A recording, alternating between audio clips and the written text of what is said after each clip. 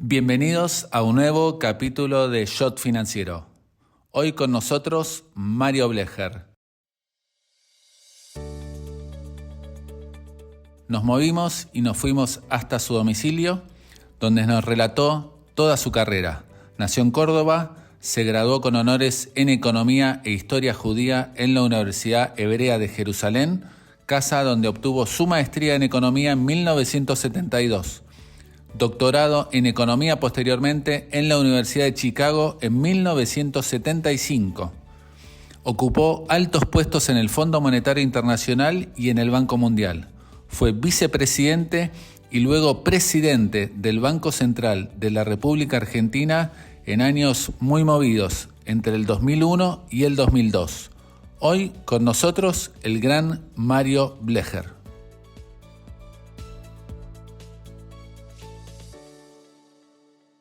Estás escuchando Shot Financiero con Guillermo Willy Laborda. Shot Financiero es presentado por Puente Holding UK, una compañía especializada en Wealth Management, Sales and Trading, Capital Markets e Investment Banking, basada en el Reino Unido y con oficinas propias en Argentina, Paraguay, Uruguay, Panamá, Estados Unidos y España. Puente cuenta con más de 100 años de trayectoria y 35.000 clientes en todo el mundo, entre individuos, empresas, instituciones y sector público.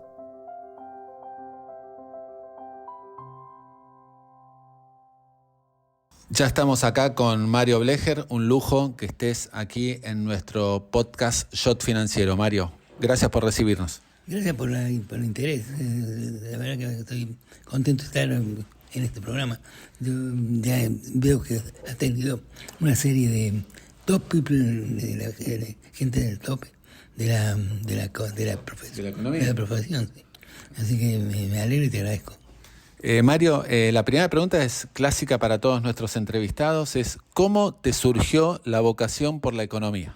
Bueno, sinceramente no sé cómo contestar esa pregunta, porque no me parece que en ningún momento sentí ninguna vocación especial, sino que era lo más cómodo para estudiar en ese momento, en Córdoba, después era la época de Onganía y la universidad era muy tumultuosa y esa era la carrera más, entre las cosas que podían interesarme, era la más fácil de estudiar, pero no te puedo decir. Pero ¿la matemática ya te gustaba, por ejemplo? Sí, la verdad que me gustaba. No era muy bueno para la matemática, pero sí me interesaba, Mi padre era ingeniero, entonces y daba clases, enseñaba matemática en Córdoba. Así que había un poco de ambiente en la casa, ¿no? Claro. Y si se respiraba en la casa, se respiraba el ambiente, digamos, matemático, numérico, por lo menos. Mario, ¿completás la carrera de grado en Córdoba? No, fue un año, que fue el año 67. No, fue el año 67, digo. Más o menos. Año 67. Ahí fue la guerra de los 6 días en Israel. Fue una guerra de Israel con una de las guerras exitosas. Sí, sin duda. Y había mucho espíritu con la cooperación con Israel. Y abrieron programas en Israel de la Universidad Hebrea que justo para gente de mi edad y de mi momento de estudio. Entonces la Universidad Hebrea me aceptó. Es muy difícil entrar en la Universidad Hebrea en ese momento, pero pues habían abierto los programas y entonces les digo, el ambiente universitario era muy difícil en Córdoba y todavía no había habido desaparecidos ni nada, pero ya se veía que venía mal, y entonces decidí ir para estudiar en Israel. Y en Israel estudié todo el grado y el máster también. Claro, pues yo tengo acá en tu currículum, brillante por cierto, que fuiste graduado con honores en Economía e Historia Judía en la Universidad Hebrea de Jerusalén, casa donde también obtuviste tu maestría en Economía en 1972. Sí, es cierto, así es. Y sí, estudié historia judía, estudié porque había que hacer 2 carreras. Era obligatorio tener 2 majors, 2 carreras. Y me interesó, estudié la historia de judíos, de los judíos españoles, sefaradíes, después de la expulsión de España. Entonces fue una experiencia interesante. Pero el Departamento de Economía de la Universidad Hebrea era por ese entonces uno de los mejores del mundo. Era la época del profesor Patenkin y sus discípulos. Entonces decidí levantarme y irme. Qué lujo estudiar ahí, ¿no? En esos años. Sí. Bueno, igual después la universidad mantuvo su prestigio, con el paso de los años también. Con el pasar de los años también, pero no era lo mismo. Esos eran los precursores, ¿no? Claro. Ahora, menos mal que no te gustaban los números, ¿no? Porque te graduaste con honores. Bueno, eso sí, realmente me fue bien. Pero era otra cosa estudiar en ese momento. Yo no era como yo estaba, digamos, acostumbrado a estudiar, sino que había mucha... Era como la vivencia de todo el día, era eso, estudiar en la universidad. Y además me fui muy joven, tenía 19 años, y me quedé ahí 5 años. Y una vez que terminás la carrera, la maestría, ¿cómo surge la idea o la oportunidad de hacer el doctorado en Chicago? Bueno, resulta que me fue bien, gracias a Dios me fue bien. Y entonces la universidad me ofreció financiarme el estudio del doctorado con compromiso de volver a enseñar en la universidad. Tenía ese programa de becas, pero muy limitado, pero existía. Y entonces ¿Aplicaste a varias universidades? Claro, apliqué a varias universidades, pero los profesores de la universidad trabajaron por atrás para asegurar que a Chicago. Sí, bueno, dependía, había quién, yo pedí recomendaciones a varios y dependía, cada uno tenía su preferencia, pero las condiciones en Chicago fueron las mejores. Y Mario, ¿cómo fue la llegada a Chicago? ¿Notaste, tuviste dificultad para acostumbrarte tanto a la ciudad como al nivel de estudio? Al nivel de estudio, sí, no duda. No solamente el estudio era complicado, era difícil, sino que el estilo era muy distinto. Por ejemplo, los cursos que se ofrecían en el Departamento de Economía, o que había que estudiar para graduarse en Economía, eran cursos bastante sofisticados, pero no eran obligatorios. No era obligatorio, como es en el estilo de Chicago. Claro. Todo el mercado te decide.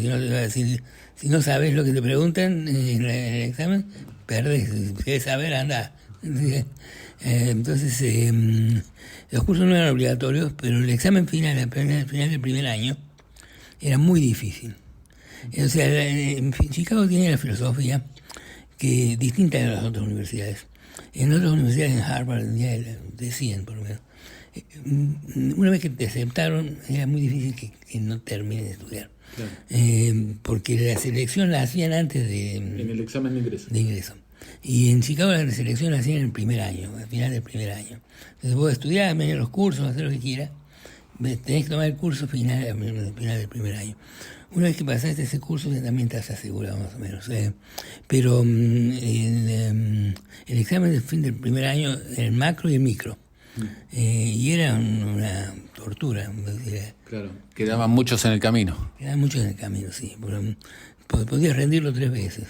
Ah, ok. Así que, pero era muy difícil. Era muy difícil. ¿Y qué profesor recordás que te haya marcado en tu paso por la Universidad de Chicago?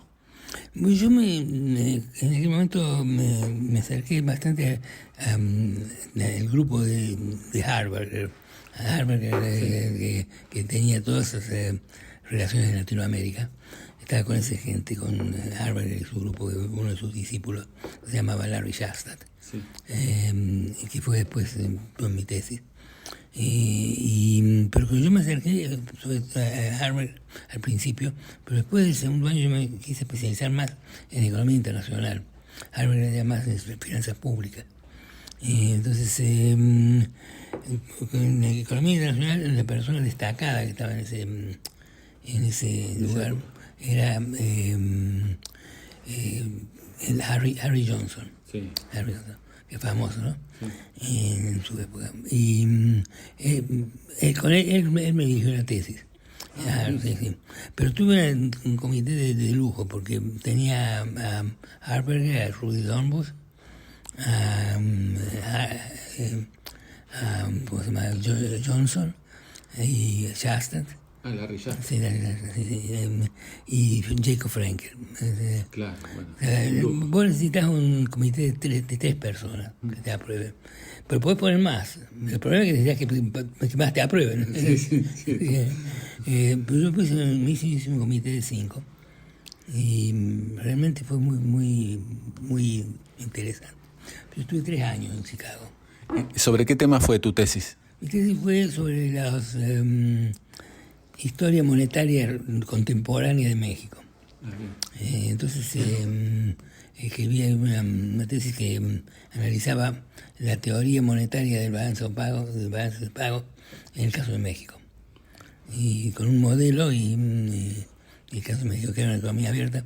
Esa fue una tesis buena porque después la publicaron en American Economic Review. Bueno. Sí, eso sí.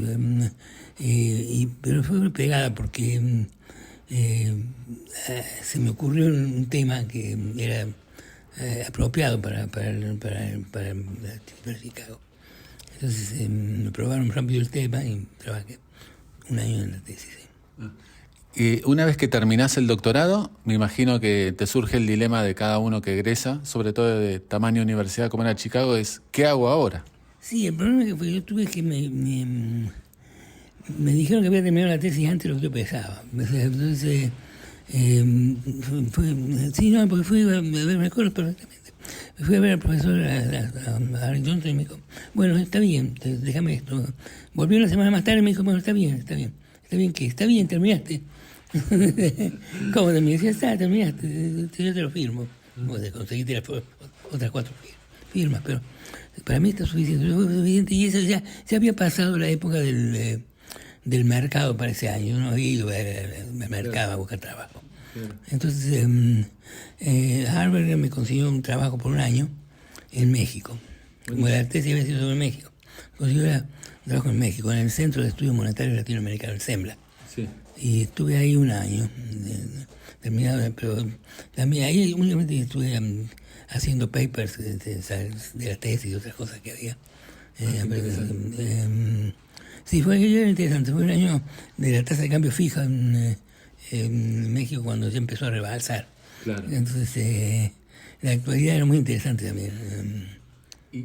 ¿Y al mismo tiempo seguías conectado con todo lo que pasaba en Argentina?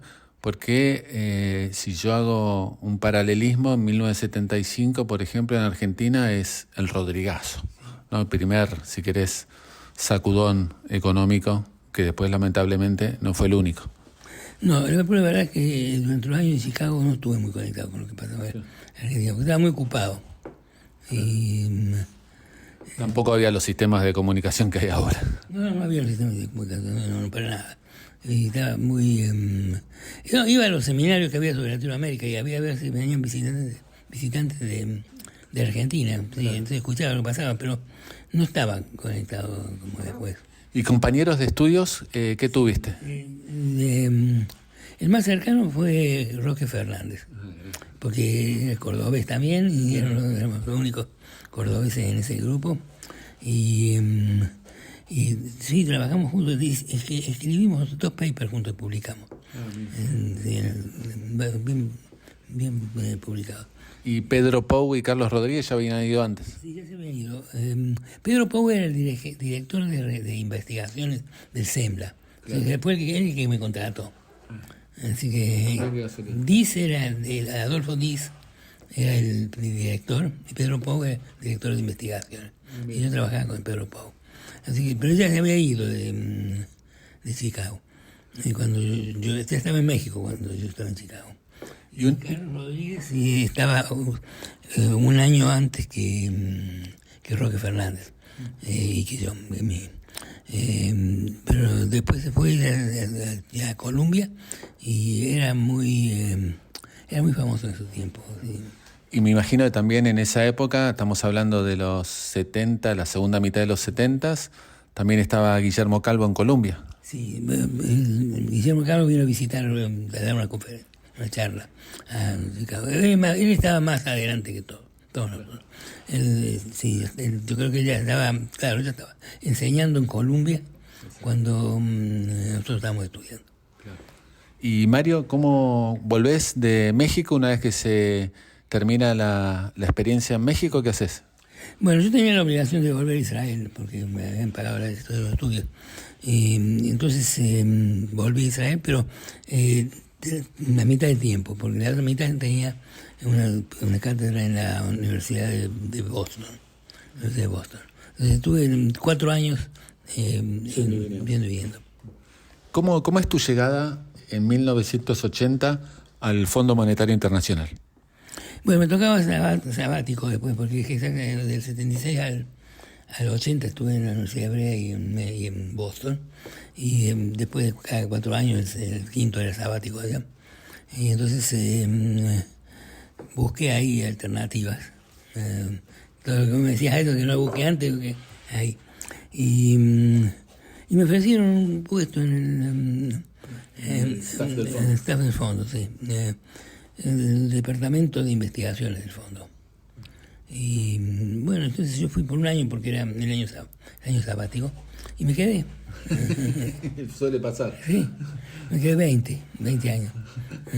Era en épocas de América Latina también y de la economía mundial también bastante complicadas, ¿no? Porque empezamos ya con los temas de las crisis y la deuda en América Latina, ¿no?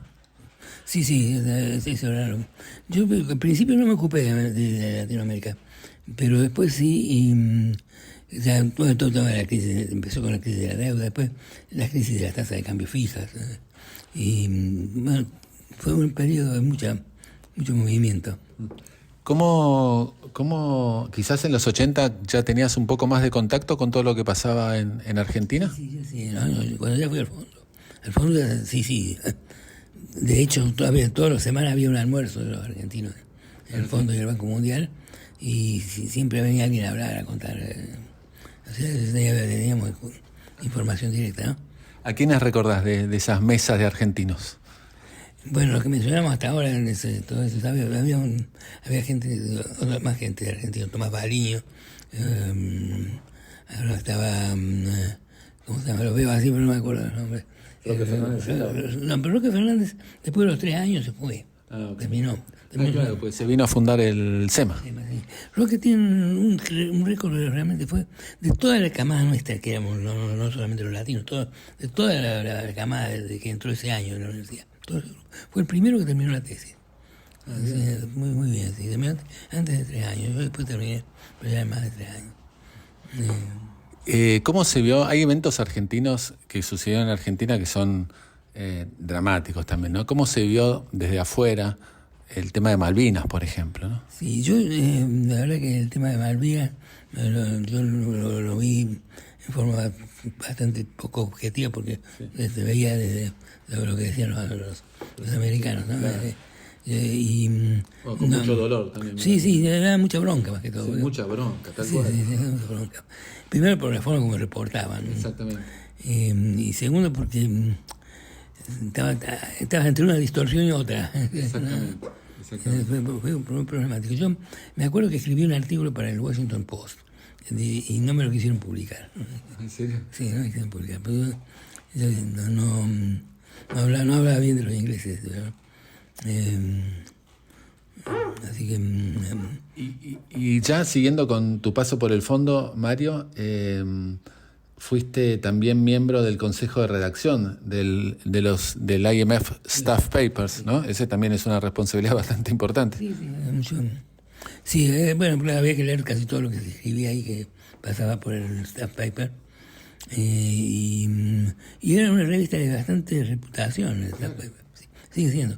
Y como es, sí, eso es una parte. Pero estuve también en el consejo de redacción del World Bank, de la revista del paper del Banco Mundial. Y yo tomé, es cierto, tuve 20 años en el fondo, pero no seguidos, pero no únicamente, no exclusivos, porque tomé todas las salidas que podía. Fui por un año a la Universidad de Nueva York, a la escuela de business. Mira. Y estuve un año full time allí. Después estuve un año en el Banco Mundial y estuve un año en la Universidad Hebrea. Y Mario, siguiendo con los eventos argentinos en paralelo a tu carrera, 1989 marca la primera hiperinflación en Argentina. ¿Cómo se veía desde afuera ese triste episodio también? Sí, eso ya tenía bastante impacto en lo que yo pensaba. No, lo veíamos con bastante preocupación, siempre, digamos, esos contactos con la gente que venía por Washington se multiplicaban. Claro. Y ahí ya empecé a tener mucho más contacto con lo que era Argentina. La mayor parte de los estudiantes argentinos que venían a Chicago y volvían tenían sus contactos en la Argentina, porque habían estudiado en la universidad con muchos de ellos y eran, digamos, estaban relacionados. Pero yo no tenía esos contactos, porque yo había estudiado. Claro. El único contacto que sí tenía era con Domingo Cavallo, desde Córdoba, ¿no? El contacto cordobés. ¿Y a Cavallo dónde lo conociste? Sinceramente no me acuerdo, pero me acuerdo que lo conocí en Córdoba. Y no, me lo presentó Roque Fernández, sí, eso fue. Sí. Me lo presentó Roque Fernández, pero yo lo conocí en Córdoba. Y durante ese periodo él me invitó, cuando abrió la Fundación Mediterránea, me invitó por 3 meses a enseñar, a estar con él ahí. Buenísimo. Así que realmente muy bueno eso, me ayudó mucho volver a reinsertarme de alguna forma. Claro. Porque, claro. Y de eso tengo buenas memorias. Pero yo estoy tratando de pensar dónde exactamente estuve durante la hiperinflación. Me acuerdo dónde estuve durante el Cordobazo y todas las cosas que pasaron alrededor de eso, ¿no? Y estamos hablando de junio del 89 aproximadamente. Sí, bueno. Era de Segura en el Fondo. Sí. Sí, no, y ya en el fondo ya recibía mucha más información. Me acuerdo que estaba suscrito a La Nación para extranjeros, que venía en papel manteca, para que sea más liviano. Sí, es verdad. Sí, muchos entrevistados me dicen que recibían ese producto de La Nación para extranjeros en el exterior. Sí. Así que todos leíamos lo mismo. Sí. Mario, yo recuerdo en una entrevista que le hicimos aquí en este podcast en Shot Financiero a Calvo, que él también estuvo en el fondo en la última parte de los 80s, que lo llevó Jacob Frenkel. ¿Qué recordás de ese Dream Team que había en el área de research del fondo? Yo siempre fui muy amigo de Frenkel, por la universidad, porque venía de Israel y estaba en la universidad de Chicago. Y entonces, bueno, vino Guillermo, y la verdad es que él era el asesor principal del departamento de investigación. Y bueno, yo tuve una interacción profesional con él, porque yo en el fondo estuve en todos los departamentos que puede haber, porque estuve en 6 departamentos. Bueno, porque era una forma de progresar, digamos, claro. de promover. Y entonces en una época estuve en el departamento de Europa del Este. Entonces trabajaba en el área de Rusia y los otros países postcomunistas. Claro. Y entonces en una de las misiones íbamos para allá, teníamos que ver. Yo estaba siempre a cargo de la parte monetaria entonces le pedí a Jacob que que lo deje ir si lo ponga en la misión a Calvo. Entonces, y Guillermo sí entendió muy rápido el tema, cómo venía la mano, y tuvo muy un buen insumo, ¿no?, sobre los reportes. Ahí yo me acuerdo que viajé con él y me acuerdo de algo, no me acuerdo del tema exacto. El tema me acuerdo, pero ¿cuál fue el punto que él hizo sobre el crédito en Rusia, postcomunista? Pero era bastante brillante el comentario, me hizo entender, porque no lograba entender yo cómo venían esos números. Lo que pasa ya a esa altura de los fines de los 80, ya Guillermo Calvo ya había escrito muchos papers influyentes. Sí, la verdad que sí. Bueno, él tuvo varias etapas, ¿no? Tuvo la parte teórica, puramente teórica, y consistente de temporal y todo eso. Y luego tuvo los papers que eran realmente de observación de la realidad, ¿no? Como varias cosas. Stop, sí. Fear of Flying. Sí. Fear of Floating, sí, es otro punto. Sí, él fue una persona influyente, sí. Mario, qué experiencia saca? Me imagino que tantos años en el fondo conoció diferentes economías del mundo. Sí, porque estuve en el departamento de Europa Occidental y después Oriental. Y estuve en el departamento de Asia, estuve a cargo de la misión a India y a Nueva Zelanda. Eso estuve 2 años en cada lugar.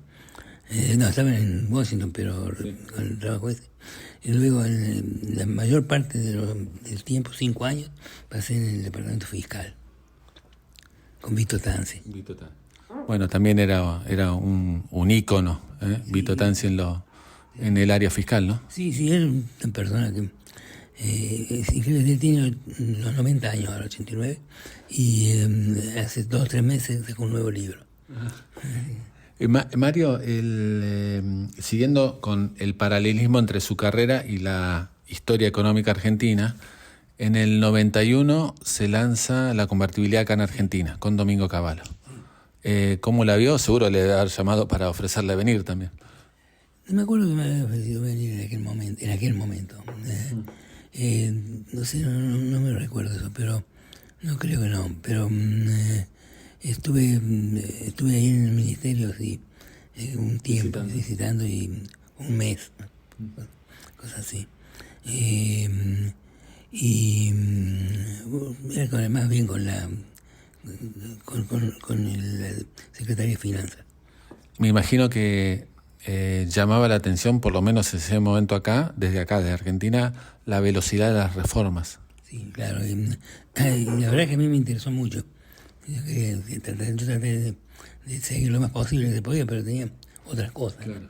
Pero de forma pasiva, digamos, entendí bastante lo que estaba pasando, pero quería entender más. Entonces fui varias veces a la Argentina, más que todo a informarme. Claro.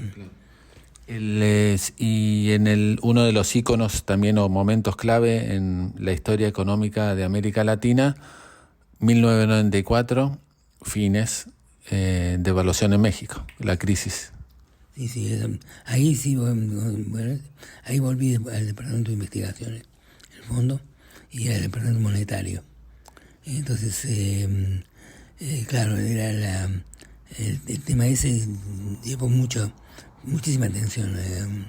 El personal, en el fondo, en ese momento probablemente más moderno, pero en ese momento había una discusión permanente entre el staff. Los temas profesionales no se distinguían de los temas personales. Claro. Un asado, una fiesta. Pero fue un momento digamos que necesitaba una acción rápida, no solo de organismos internacionales, sino mismo de Estados Unidos, ¿no? Sí, bueno, yo creo que quedaba claro de que sin pasar por los Estados Unidos no se podían decidir grandes cosas. Pero también fue el comienzo de la influencia del sector financiero del mercado en Nueva York.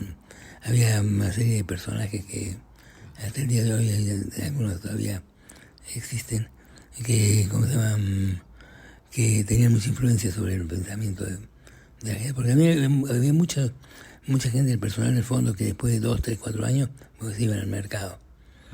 Entonces quedaban las relaciones personales, pero profesionalmente estaban en otro lado. Con intereses a veces contrapuestos, ¿no? Sí, seguro. El tema de la deuda, del default, no era lo mismo en Argentina que en México, pero la gente del fondo, que había pasado por el fondo, tenía una idea más amplia que la que venían directamente del mercado. Claro. Así que, pero fue una época profesionalmente muy interesante. Y Mario, y siguiendo con historias, ahora quizás abriendo un poco el espectro, ya abarcando mercados emergentes, tenemos en el 97 Rusia y sudeste asiático, ¿no? Y otra crisis también que afecta y que también requiere la aparición del fondo. Sí, el fondo fue muy activo en todo eso. Sobre todo el tema de Rusia, que absorbió muchísima atención y tuvo muchísimo impacto el default de Rusia, claro, que fue en agosto del 97-98 creo. Sí. Y en paralelo mencionamos al inicio de la entrevista a Roque Fernández. En el año 96 Roque Fernández asume en el Ministerio de Economía en la Argentina. ¿Tenía contacto, por lo menos hablaba de tanto en tanto con él? Sí, éramos amigos, sí, siempre fuimos. Sí, tenía contacto, pero ya era cuando él venía a Washington, que era menudo, yo lo veía.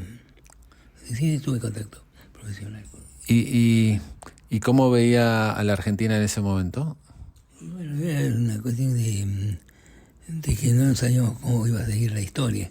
Claro. Entonces había mucha discusión sobre todo sobre la convertibilidad, ¿sí? Si era sostenible o no. Claro. El fondo nunca se terminó de casar con nadie, con ninguno de esos programas. Siempre me ayudaron, pero un poco tarde. Pero bueno, para decir el tema del fondo y los programas de estabilización de la Argentina es un tema de por sí. Ahora, me imagino ya en esa época, dentro del fondo, ya Argentina era un caso importante, ¿no? Yo vine en una misión a la Argentina, dos, una del Departamento Fiscal con Vito Tanzi y otra del Hemisferio Occidental.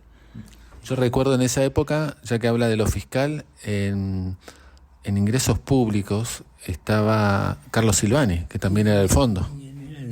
Del Parlamento Fiscal. Sí, el primero estaba en Washington, pero después venía casi permanentemente acá.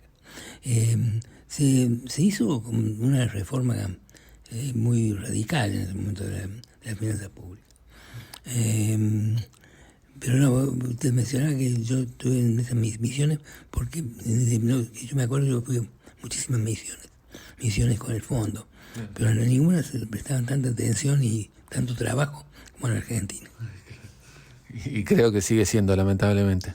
Y bueno, ahora en forma abierta es el principal cliente. Mario, siguiendo cronológicamente, 1999, cambio muy importante en la Argentina, asume un nuevo gobierno de otro color político y termina en la crisis del 2001. ¿Ya se veía venir más o menos la caída de la convertibilidad? ¿Cómo la vio usted? Bueno, yo en el año 2001, creo que eso habrá sido octubre, antes, julio, me invitó a Caballo, ahí sí, a venir su segunda gestión. Me invitó a venir como asesor de full time, o sea, y ahí fue cuando cuando vine ya de vuelta. Y también tomé una posición en San Andrés, en la universidad. Claro. San Andrés. Y tenía una oficina al lado de la oficina de Caballo, ahí en Balcarce. Sí, el Ministerio de Economía. Ministerio de Economía. Y ahí empecé realmente a conocer un poco el ambiente. Sí, la cocina de la economía. Sí, porque y ahí ya tengo Se veía venir, pero caída de la convertibilidad. sí, seguro. Sin duda. Pero la verdad es que no, estuve con él un tiempo limitado y él me sugirió que me vaya al Banco Central porque había una vacante ahí de vicepresidente. Como fue, Pou había sido, ¿sabes? Sí, lo movieron en marzo y quedó, no me acuerdo quién quedó. Macarone. Roque Macarone. Y cuando él quedó, la posición de Macarone quedó libre, que era vicepresidente. Claro. Y ahí me ofrecieron eso. Okay. Y ahí cuando entré en la gestión pública, en forma oficial. Era el vicepresidente del Banco Central, que luego, cuando fue la caída ya de todo el régimen, me acuerdo esos días, que no había nadie en la casa en el Ministerio de Economía, que me acuerdo que fuimos a visitar, fui con Macarone a verlo a Rodríguez A, que era el presidente, y él nos dice, yo lo llamé porque quería confirmarlo. Entonces yo le dije, bueno, usted no nos puede confirmar ni echar, porque ¿cómo se llama? Tenemos un mandato independiente. Decían esto, sí, bueno, entonces no. Estuvo bien usted. Claro, pero entonces, pero Macarone se fue al poquísimo, y ahí me nombraron presidente del banco, que tuve unos 6 meses. Mario, más allá que muchos señalan como uno de los principales, digamos, momentos en los cuales se cayó la convertibilidad era cuando Brasil devalúa. Sí, en forma práctica probablemente fue el momento en que se podía decir que era el momento crítico. En forma digamos, absoluta, fue con el corralito. Claro, sin dudas. ¿Cómo vivió? Estaba en Buenos Aires entonces, el atentado a las Torres Gemelas y todo el atentado de September 11. Bueno, el atentado a las Torres, el 21 de... ¿Cuándo fue el 11? 11 de septiembre. 11 de septiembre. Yo estaba en el Banco Internacional de Pagos, en Basilea, que es el club de los bancos centrales. Y estaba con, me acuerdo hasta el día de hoy, muy gráfico, porque cuando nos avisaron lo que había pasado, estaba en la pieza Greenspan y el presidente del Banco de la Reserva de Nueva York. Sí. Estaban cuando avisaron. Sí. Y se pusieron lívidos.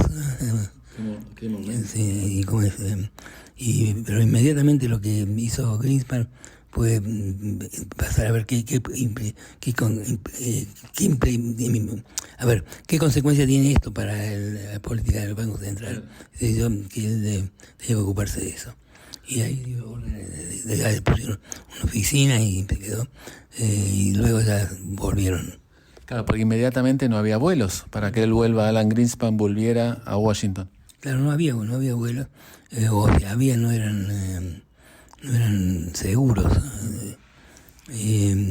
Pero yo me acuerdo esa mañana cuando él cuando dieron la noticia, y después ya no lo vi, pero en general nosotros, todo el mundo estaba asustado. Yo volví para acá, me acuerdo el día siguiente conseguí un vuelo. Qué suerte que pudo conseguir vuelo rápido. Sí, se pudo conseguir porque tenía un pasaje especial de Swissair, no sé cómo. Okay. Pero fue un momento muy complicado porque nadie sabía qué estaba pasando. Claro. Y yo estaba acá en Argentina, así que... Eran momentos también en los que incluso muchos dicen, entrevistados por acá en Shot Financiero como Daniel Marx, decían que eso tuvo también, me refiero a September 11, influencia en las negociaciones que la Argentina estaba manteniendo con el mismo Fondo Monetario Internacional allá por septiembre del 2001. Sí, porque, claro, evidentemente, el Fondo Monetario también tenía una función clave ahí. El punto era tratar de mantener la liquidez de los mercados. Eso fue lo que Ipman entendió enseguida. Hay que darle redescuento a los bancos que hace falta y mantener la liquidez. Porque si no va a haber terror financiero, además. Sí, una corrida sí. bancaria. Sí. Pero acá en Argentina no se sintió tanto el efecto directo, pero el indirecto sí, ¿no? Todo el aumento de la aversión al riesgo. ¿Cómo vio la llegada de Duhalde al poder en enero del 2002? Bueno, yo tenía buena relación con Duhalde. Entonces, a mí no me sorprendió porque ya la cosa se estaba desintegrando. Y entre los líderes el que quedaba era él. Y a mí no me sorprendió la llegada de Duhalde. Pero yo tenía buena relación con él. O sea, me pareció que él para ese momento era la persona más adecuada, por lo menos, de mantener un poco el orden.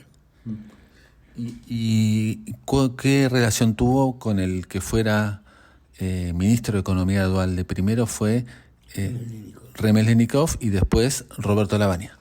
Bueno, con Remelénikov fue excelente.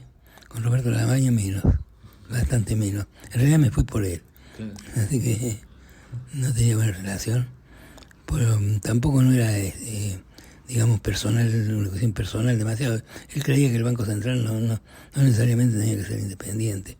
Él decía que mejor que el Banco Central y todas las instituciones económicas coordinen las cosas de su política a que cada uno sea independiente. Entonces él entendía independencia un poco como que cada uno haga lo que quiera. Fue un problema. Y aparte, sí, tuve un poco de mala relación con el Ministerio de Economía en general. Y eso fue el motivo por el cual me fui. Y vio, porque uno cuando está parado allá por los años 2002, 2003, es el inicio de también grandes años de populismo en Argentina. ¿Vio venir esos años usted? ¿Se pensó que iba a ser tan largo la serie de gobiernos populistas en Argentina?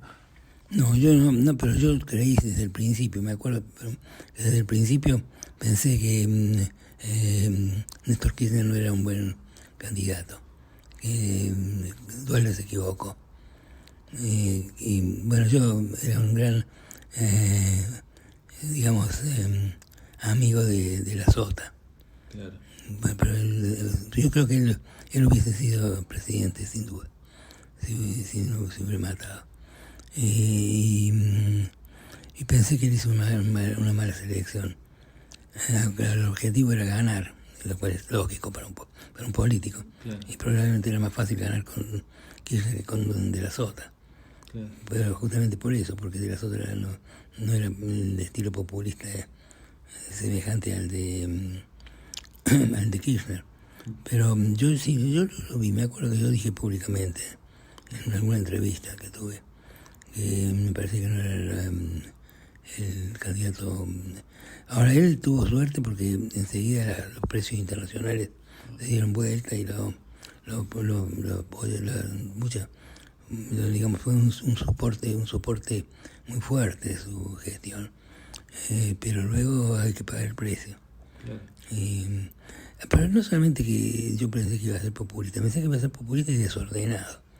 Pero Kirchner fue bastante ordenado, pero el desorden vino después. Claro. Con la llegada de Cristina y sus 2 mandatos. Sí, digamos lo que siguió, ¿no? Sí, todo lo que siguió. Ese desorden y un nivel de corrupción estatal, increíble. No, dice, hay cosas que no se pueden creer, que era gente de cobrador de impuestos y se quedaban con los impuestos y no transfería. Cosas así son, ya, digamos, burdas. Y ese nivel, no es que antes no haya habido corrupción, que no haya más, pero digo, el nivel, el volumen, es lo que a mí siempre me aturdió. Sí, con, digamos, ya como objetivo de gobierno era la corrupción, digamos, una casi asociación ilícita para ese fin. Claro, es un poco lo que se hizo. Se está descubriendo de a poco, ¿no? Entonces, pero yo creo, insisto, que siempre hubo corrupción y siempre me parece que algo va a haber siempre. Pero los volúmenes y la forma burda como se llevó a cabo y el descontrol final, lo que pasó el año anterior, el año pasado, el calendario, ¿no? Antes de la elección de Milei, lo que pasó fue inaudito, que el candidato de un partido utilice el presupuesto de la nación para hacer campaña. Ese fue, digamos, el máximo. Mario, en paralelo deja el Banco Central y ¿qué hace? Bueno, a mí, como esas casualidades del destino, el presidente del Banco Central de Inglaterra era siempre era el chairman, el presidente del comité de presidente del Banco Central, que se reunían en Basilea. Se sentaban en una mesa redonda. Él se sentaba en el chairman. Y luego venía a Argentina. Porque si hubiera venido a Argelia o algo así, yo no se hubiera hecho otra cosa. Pero venía a Argentina. Entonces yo me sentaba al lado de él. Y hablábamos bastante. Me hice bastante amigo. Hablábamos bastante. Entonces cuando yo renuncié al Banco Central, él me mandó un telegrama, una carta, si quería ir a trabajar con él. Bueno. Al Banco Central de Inglaterra. Y me dio un puesto muy alto en el Banco Central, de director y asesor del gobernador. Y director también de la escuela de adiestramiento que tiene el Banco Central. Y ahí pasé 3 años, que fueron muy buenos. Completamente otro ambiente. Ahora, qué increíble y a la vez qué bueno un argentino en el Banco Central de Inglaterra, ¿no? Sí, eso fue muy interesante. Hay hoy en día una Argentina también. Sí. Pero en ese momento yo había sido, creo que el segundo director extranjero.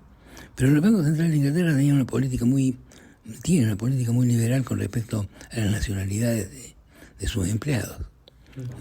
Había de todo. A niveles altos no, pero en el personal, en el staff, hay de todo. Lo cual está bien, mientras sean los mejores. Sí, está muy bien, pero es muy distinto al resto de Europa, ¿no?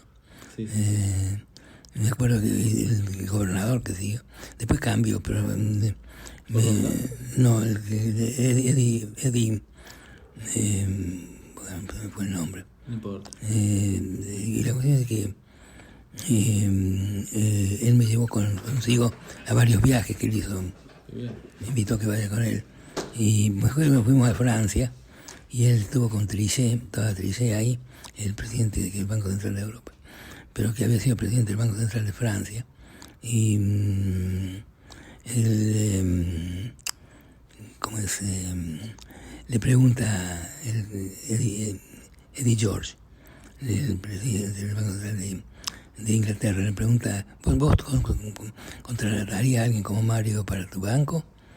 Y él le dice, no lo conozco, pero te digo desde ya que no, porque no se me ocurriría contratar a un extranjero. Un extranjero. Sí. Fue muy abierto en ese sentido, muy interesante. Y ahí trabajé mucho, me interesó el tema de la organización de los cursos para banqueros centrales.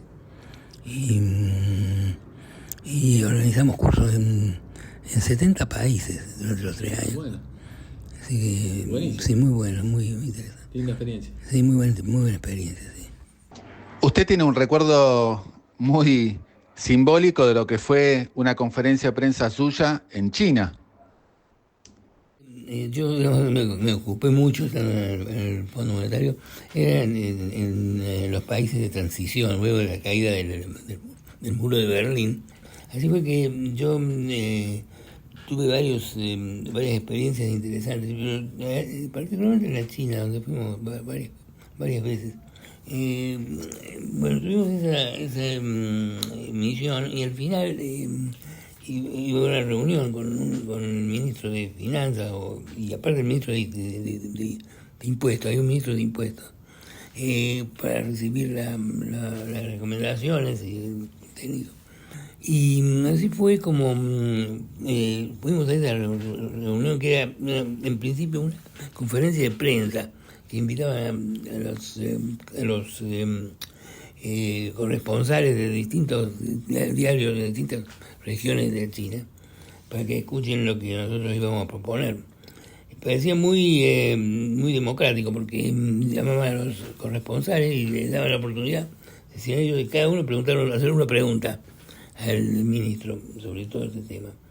Y así vemos nosotros a la reunión y vemos que en cada uno de los periodistas que entraban recibían un papelito. Y ese papelito era la pregunta que ellos podían preguntar. Eso era el sistema. Cada uno podía preguntar, tenía su papelito y hacía una pregunta. Pero hubo una pregunta que no quedó claro. Me acuerdo que le dije yo al que lo preguntaba, que era un corresponsal del África, que estaba le habían dado la oportunidad de venir a la reunión. Y le dije que podía leerme de vuelta la pregunta, porque no lo habíamos entendido. Y digo, no puedo porque ya me retiraron el papel. De forma que ese era el nivel de libertad de prensa, ¿no?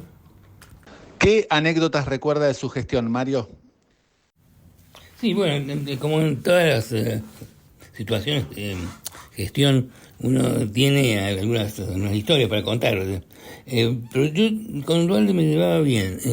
Y yo aprecio su respeto por las instituciones y por lo menos por el Banco Central y particularmente conmigo con cuestiones personales.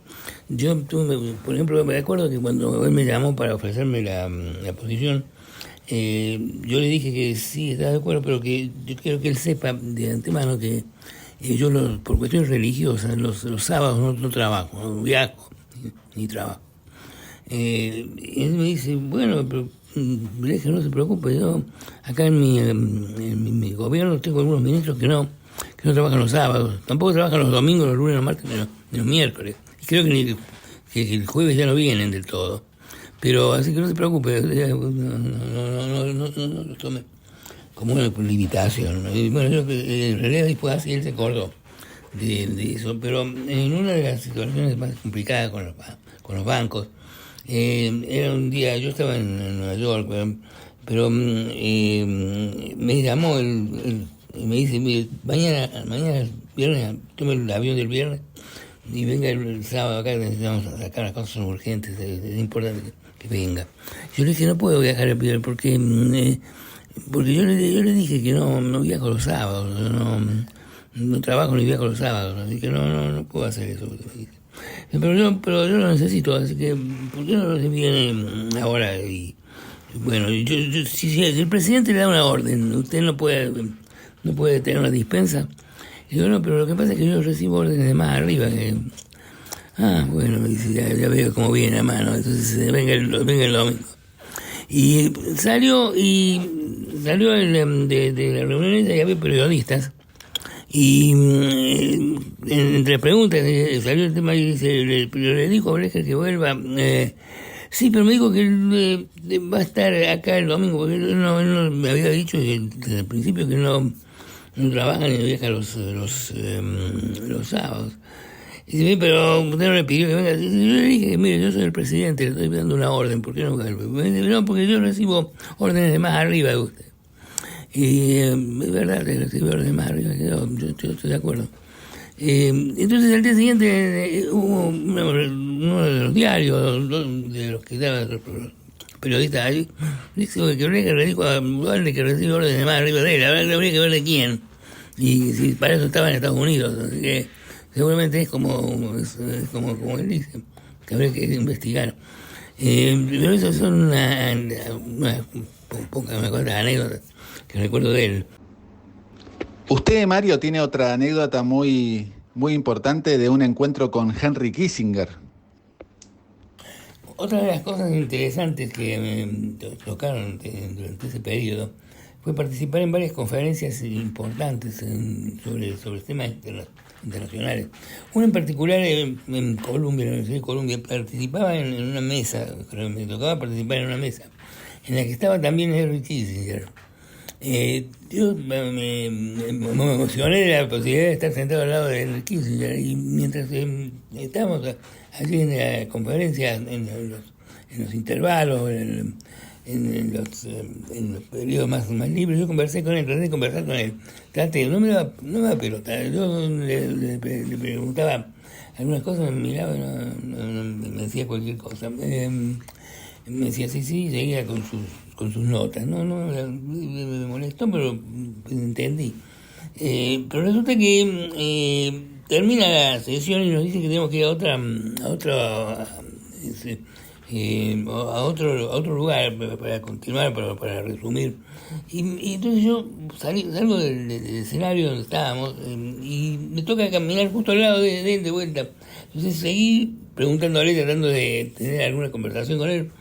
Y la verdad es que él me seguía ni contestando. Y llegamos a un lugar, un pasillo que había que doblar.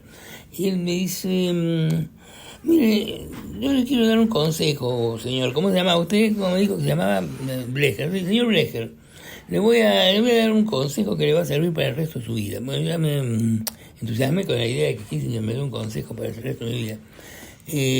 Mire, cuando vea un baño, no se lo pierda. Y se dio vuelta y se entró en el baño que había ahí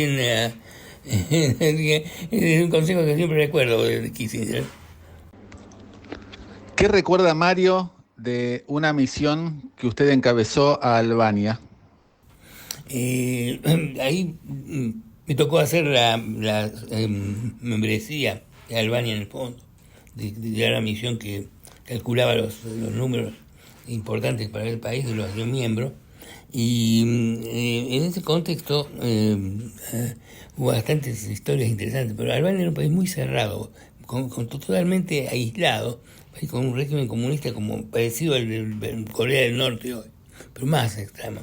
Cuando llegó la primera misión, que llegamos ahí, llegamos en un avión de Swissair, que era la única compañía que volaba ahí, y empezamos a notar cosas raras, pero una de las cosas raras que notamos en Tirana, en la capital, es que no había automóviles, las calles estaban desiertas a todas las horas del día.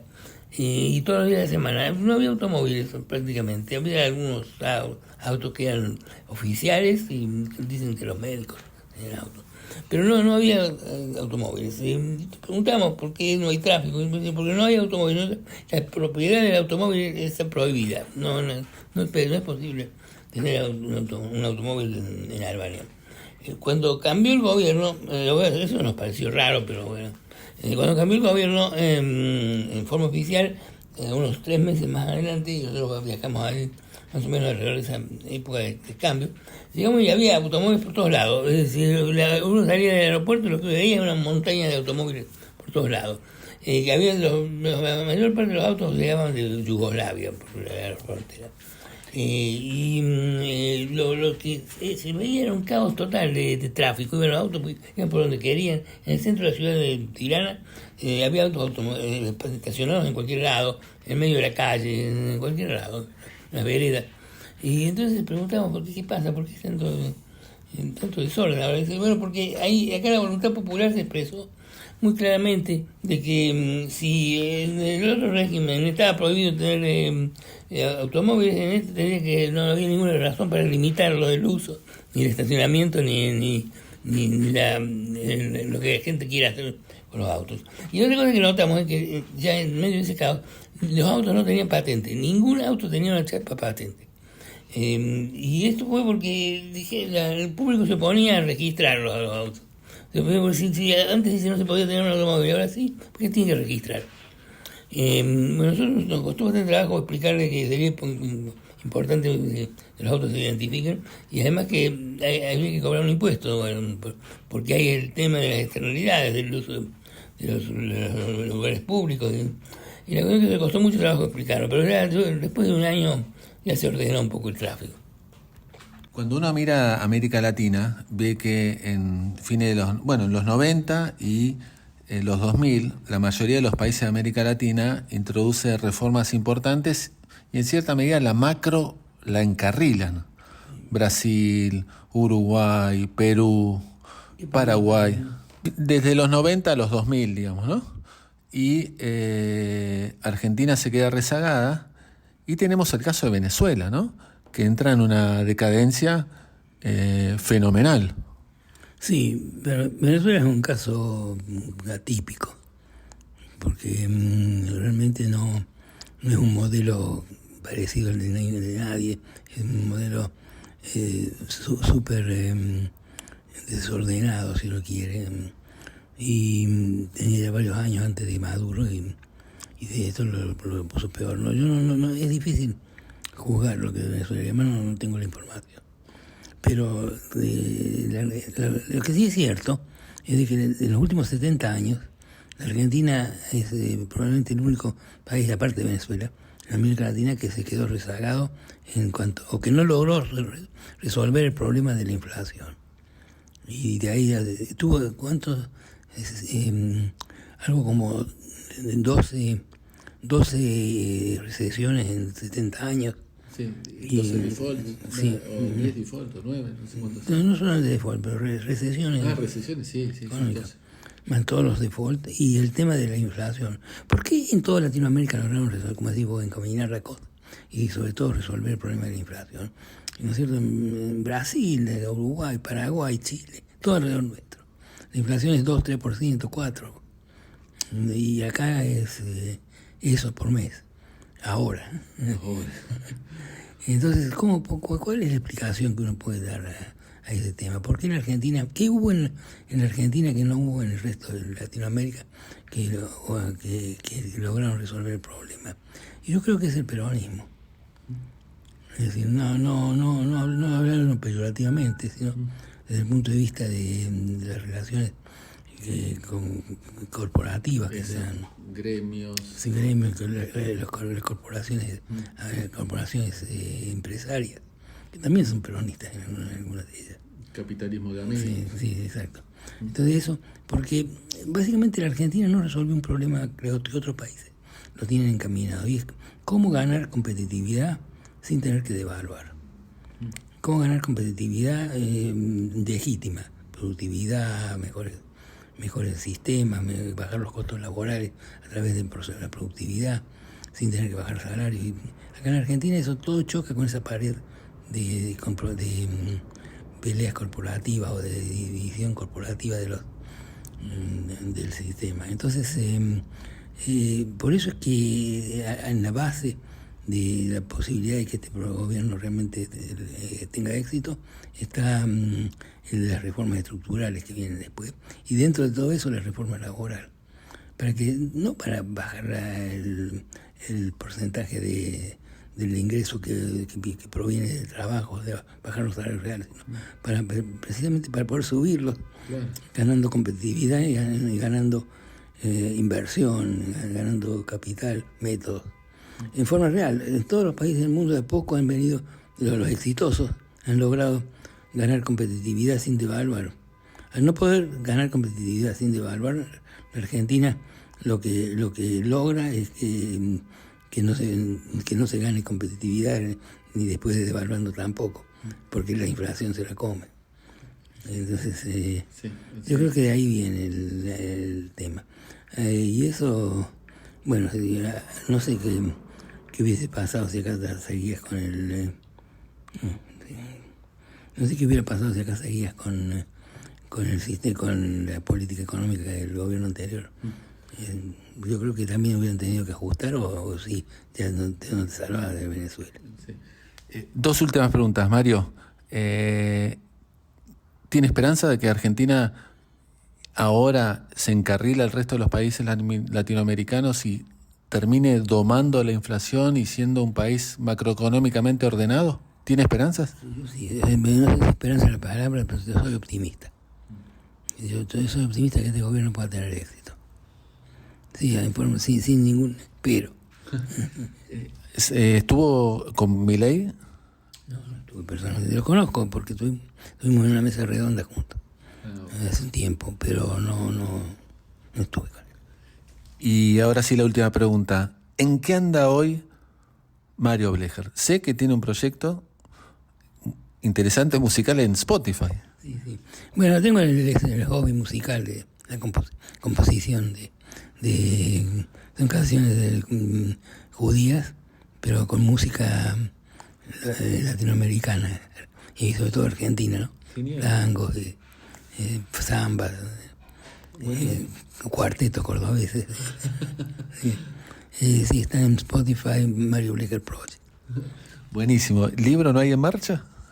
No, es probable que tengo cierta presión de escribir un libro de anécdotas, porque tengo una serie bastante cómica de anécdotas, ¿no? Interesante. Pero sería un bestseller ese, Mario. No creo que sea un bestseller, sería un libro para que a lo mejor a algunos economistas en particular les interesaría, ¿no? Pero no sé si es un bestseller, pero tendría que escribirlo. Pero eso es un trabajo. Yo soy un tipo muy impaciente. Escribir un libro es... he escrito varios libros, pero escribir un libro a esta altura es algo que tengo que tener mucha paciencia. Escribirlo, leerlo, releerlo. En eso no... Y nada, estoy observando la realidad acá en el mundo. Y a veces hago comentarios, escribo artículos para los diarios locales extranjeros, pero ya digamos... escritos académicos ya no a esta altura. Mario, un tema que hoy está dominando, hasta la economía también, es la inteligencia artificial. ¿Cómo ve usted esa aparición? Primero, es una tecnología increíble, es increíble las cosas que puede hacer. No hace todas las cosas que la gente pueda imaginarse, pero hace más de lo que uno también espera, ¿no? Y la velocidad que responde. Yo creo que va a cambiar mucho los procesos de producción, las cadenas de valor y de mucho de la forma como se enseña la educación, todo eso. Pero a nivel individual tiene cosas interesantes. Bueno, ¿quién le dice que en algún momento un banco central esté dirigido por una máquina? Sí, a mí no me llamaría la atención siempre saber que esté dirigido por una máquina, pero hay que ver quién enchufa y desenchufa la máquina, si eso todavía se puede hacer. Este podcast lo escuchan muchos estudiantes de economía, Mario. ¿Qué consejo le daría hoy a un estudiante de economía? Que no sean, que no sean impacientes. O sea, que vean los procesos de largo plazo.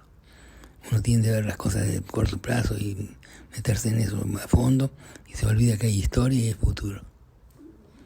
Mil gracias por este contacto. Realmente, en serio, un honor que haya estado acá en nuestro podcast Shot Financiero, Mario. Muchas gracias por la invitación, Willy.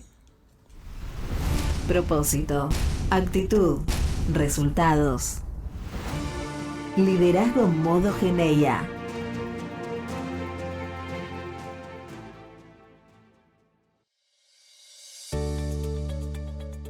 Hasta aquí la entrevista con Mario Blecher. Nos reencontramos en una semana con otro referente de los mercados y de la economía internacional.